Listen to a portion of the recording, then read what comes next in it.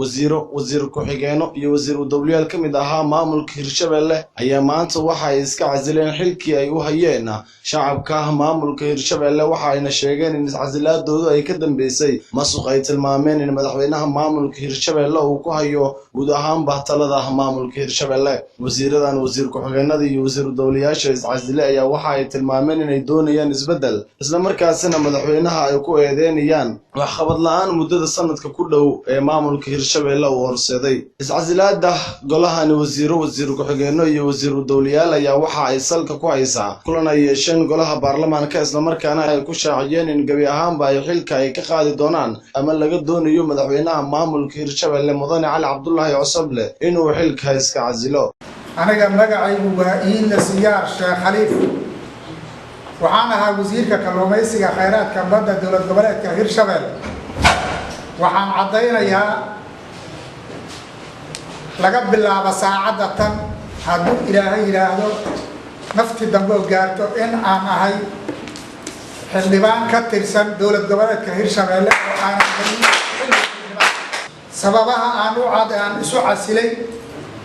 ayaan rabaa inaan faahfaahinteeda raaciyo maadaama madaxweynihii magacaabay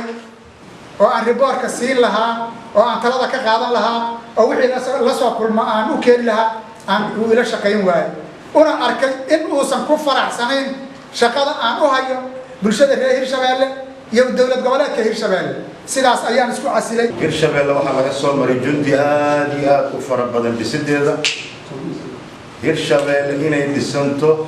waxa la geliyay jundi fara badan waxa Allah subhanahu wa ta'ala mahadiisa ee tahay meeshii aan ku dhisnay Hirshabelle anigoo u dhashay magaalada Jowhar dugsiga hoose dhexe buray dhexdiisa inaan maanta mas'uuliyadii wasiirka boostada iyo isgaarsiinta isku casilo madaxweynihii wuxuu ka dhigtay magaalo madaxdii Hirshabelle Muqdisho ka dhigtay Hiiraan inuu madaxtooyo ka sameystay Hiiraan iyo Muqdisho laakiin ma Jowhar iyo Hiiraan ahayd ma ahayn inuu Muqdisho ka dhigtay madaxtooyo waxaan ahay wasiir ku-xigeenka haweenka iyo xuquuqul insaanka ahna xildhibaanad ka soo jeeda Hirshabelle waxyaalaha maanta aan isku casilayo waxa waaye madaxweynihii iyo shaqadii wasaaradii nala wadila dowladda federaalka oo aan aqoonsanayn oo dowladda dhexe ah sanadaradeena xitaa aan miiska soo saarnay sharci qiimo lama lehin maamul xumo ma qaadan karo Hirshabelle oo soo dhaartay 2 jeer wasiiran ku dhaartay ku-xigeen waxaan u dhaartay xildhibaan ma qaadan karo markii inaan been Hirshabelle shacabkayga ugu dhaarto madaxweyne Cali Cabdullaahi oo shar inta ku soo saaray waana ku qaadi weeyay ummadda Soomaaliyeedna marqaataha ka ahaato beesha caalamka marqaataha ka ahaato dowladda federaalka marqaataha ka ahaato wasiirada xildhibaanadii basar marqaataha ka ahaato Allah subhanahu wa ta'ala marqaataha farjanadan ku doono dhex taagna waana ku qaadi weeyay waa wasaaradda ugu dhaqaalaha badan wasaaradda Hirshabelle dhaqaalahooduna jeebka Cali Cabdullaahi ku dhacay waa iscazilay laga bilaabo magacaygu waa Maxamed Sheekh Ahmed Farscade wasiir ku-xigeenka beeraha iyo waraabka ee dowlad goboleedka Hirshabelle waxaan halkaan ka cadeynayaa anigoo ah wasiir ku-xigeenka beeraha iyo waraabka Hirshabelle inaan maanta iska casilay wasiir ku-xigeennimadayda أنا أريد أن وزارة تمتع خيرات كبيرة إلى بعضها وحاول يوحنا سكع سير حكي يقصي ورشة ساعتي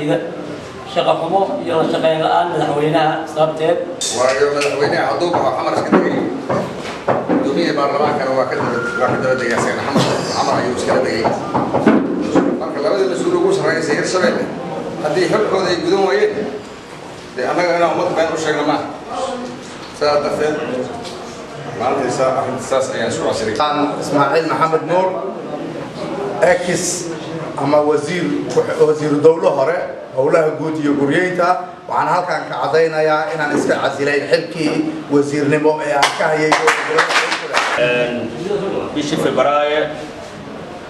waxaa la magacaabay wasiir ku-xigeenka dekedaha iyo gaadiidka khayraadka badda horta waxaan halkan ka cadeeyaa oo xildhibaanada Hirshabelle horta ka cadeeyaa maanta xilkii wasiirnimo inaan iska casilay saacaddan laga bilaabo waxaan ahay xildhibaan ka tirsan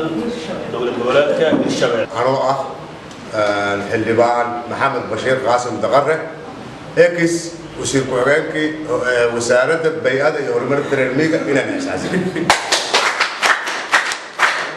sababtaan isku casilay inta badan wasiirada ayaa sheegay